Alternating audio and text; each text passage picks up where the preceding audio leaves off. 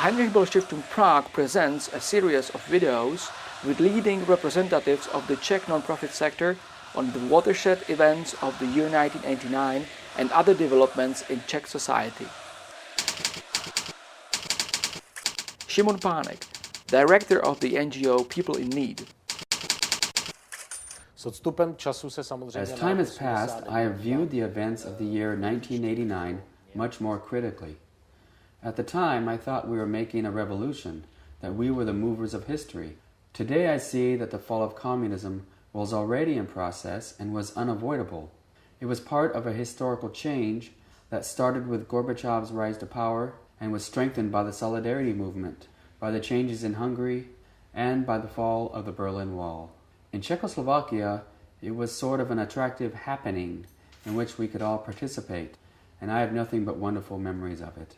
The year 1989 brought us a whole set of changes.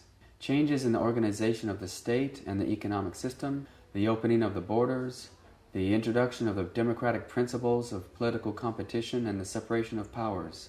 In the course of my work in undemocratic countries, I have seen how important it is to have the possibility to rein in the powerful.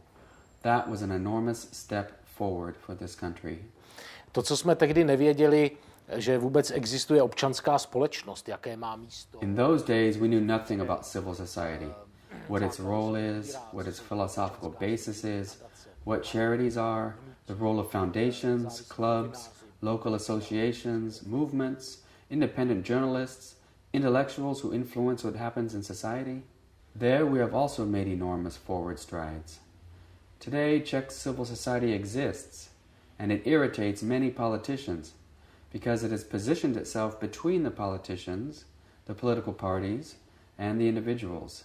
For me personally, the emancipation of the individual is an enormously important topic. In the past, we were all the object of whatever fluke the regime came up with. But today, the individual is a subject who participates in decision-making. And I believe this has been an enormous systemic change. Neziskové organizace, v kterých pracuju, tak se potýkají samozřejmě se spoustou... The non-profits in which I work naturally face many difficulties. There is no stable, structured financing. People tend to make financial donations emotionally at the moment of crisis, and companies tend to donate to whatever is fashionable. The whole system is only now being created. The legislative framework dates from the early 1990s and needs to be amended. There needs to be more room for non-profits to develop their own income-generating activities to finance their aims. It's a process of constant improvement. I have been involved in this for 17 years, so I can compare, and my evaluation of the entire past 20 years is similar. Of course, there are many things with which I disagree today, but when I take the long view, it becomes clear that this has been a success story for the 15 countries that once lived under dictatorship and have transformed themselves enough to be able to enter the European Union.